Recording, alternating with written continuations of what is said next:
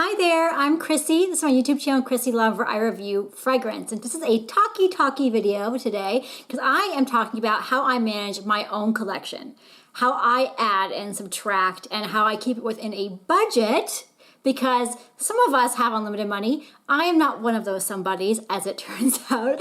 I have my own business where I do event planning and I do operations support and stuff like that. And so for me, collecting perfume is very much a hobby and not something I make money on. So I love it and I enjoy it, but I have a lot of techniques I've come up with to manage it and keep it within a budget and keep it reasonable and keep it fun for me and not stressful, and while also making sure I have content for this channel. So I am telling you my tips, and I do not recommend these to you necessarily. I think take them at face value. You know, if they're helpful to you, do them. If they're not, throw them away. I have no issue with any of that. And also let me know what your tips are on how you manage your collection, how big your collection is, what you do. I'd love to get the behind the scenes of what you do because I'm giving you the behind the scenes of what I do. Now my collection differs a lot. It ranges between like 20 perfumes and I'm really good at decluttering versus up to 70 sometimes. Plus I have all my samples and travel sizes. So my collection is fairly large. So not the largest of all the YouTubers, I don't think. Not even close. So yeah, I kind of have a constant flow of in and out, and so these are my tips. So first of all, my very first number one tip is once I declutter something, it doesn't come back. I make a ruling on something and I say, I don't want this anymore in my collection, and I don't buy it again. If I absolutely have to, I may keep a little sample of it, a little decant of it, so I can remind myself why I didn't like it if I ever in the future see a YouTube review and say, oh, I actually do like that. No, I don't. And so I smell it again for myself, and I have sold the other one and it's long gone.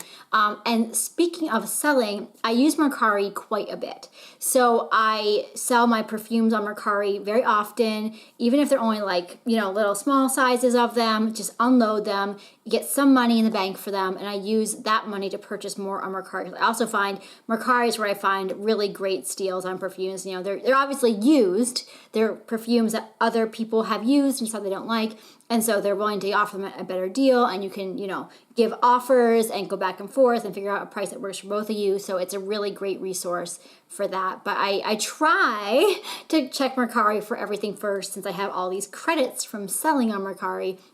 And with Mercari, you do need to be a good seller, right? You need to be responsive, answer messages, put up good photos, good descriptions, all that stuff matters. So it's kind of a little hobby unto itself selling on Mercari, to be honest. And Mercari, by the way, is not just for perfumes, it's for other things as well. Everything you can imagine is sold on Mercari. Another rule that I have is I never blind buy full bottles. And have I broken this a time or two? Yeah, I guess I have. But when I break this rule is when I can return them. So places like Fragrance X, Sephora, Ulta, places that take them back once they're used, that's when I may consider blind buying a full bottle. Otherwise, I'm going for either travel size, sample size, asking a friend if I can borrow it for a day, you know, something like that. I really try my very, very hardest not to blind buy full size bottles. That is how money flies out real fast. So samples are always the way to go. And my collection is so large that oftentimes I only need a sample size. Like a 10 ml is enough because I have so many perfumes, I can't go through a full bottle more if I tried. Also, decluttering is a big part of my process because I think I like a perfume, I get all hyped up on it, someone else really liked it, so I bought it, and I'm like, oh, getting all juiced about it, no pun intended. But then I find later after wearing it, I get sick of it or I just don't love it that much. And so before I declutter anything, I give it one more day to prove to me its worth. So I say, okay, I'm going to commit to this perfume for a whole day. You know, whether I'm in the mood for it or not. I just wear it, I respray it, I live with it, I live in it. And if by the end of the day, I don't want to wear it again tomorrow, as in it did not excite me, I don't like really, I'm not looking forward to wearing it again, then it needs to go. If it smells too similar to another perfume I already own, it needs to go. You know, I have a few rules like that. Like, does it last? Does it project? Does it perform the way I want it to? If not, it needs to go. So I have a few rules for myself because it's so easy to be like, oh, I might wear that someday. Or like, well, if I was on a beach in Tahiti, I'd wear that. Like, it's I'm a shopper. Like, I can rationalize myself into purchasing or owning anything. So I know that about myself, and I need to be careful that I'm not rationalizing myself into perfumes I'm actually really not gonna wear and that someone else might actually wear. In the cases where I have a tester or travel size of a perfume, my rule also is I don't buy a full-size bottle of it until I've used up the tester, because you would be surprised with a collection like as big as mine. It could take me a very long time to use up a tester, and there's no point in owning a full-size bottle of something I'm not really wearing. So that's one rule. Another rule is I don't get backups. I've broken my rule twice in my life, and one was for Dolce & Gabbana L'Imperatrice, which I just could not stand to go through it without having backup because I thought it might, be, faded out potentially. The other one was Michael Kors. I think it was like Twilight Shimmer or something like that. I'll put what the name is in the screen. I don't remember what it was off the top of my head. But I do have backups for those, but I'm actually considering selling those backups because honestly, I just don't go through perfumes fast enough to have backups of them. And it's, for me, that borders into like a hoarding mentality. Like, I have to have more. I already have it, but I want more. I have this like a little bit of a mental issue with that. I can't handle that stress load of like knowing I have too much, more than I need. That's a personal thing. So yeah, I don't keep backups. I also keep my boxes whenever I purchase perfumes. I have like a big box that I put all my boxes into, so that if I ever do want to sell them or change my mind or need to travel with them, I always have my boxes with me. So that's really important too.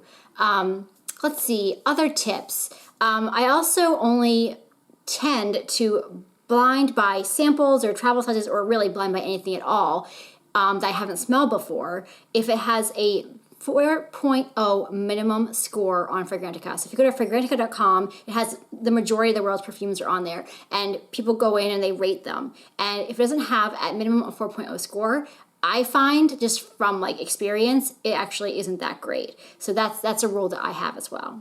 So this has been really chatty, but those are just my mentality around collecting perfumes. I'm really a type A rules kind of person. So like the rules help me. The rules give me something to go by when I'm not really sure what I want to do. And so that's why they're so important to me. Now, plenty of people collect perfumes in a very much more emotional way than I do. I approach them pretty analytically.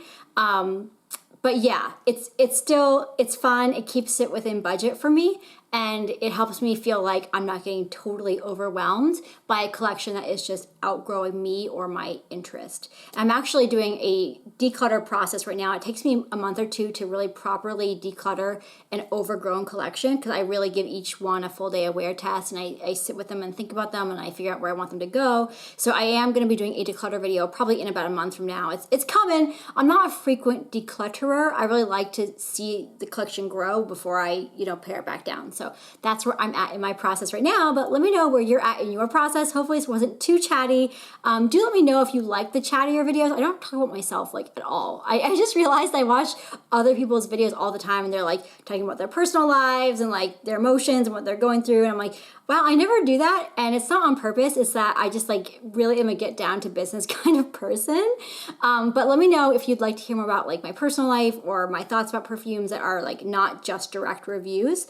I would, be happy to do it. I just not sure where the interest is. So let me know, and let me know your feedback on this video, and hope you have a very beautiful day.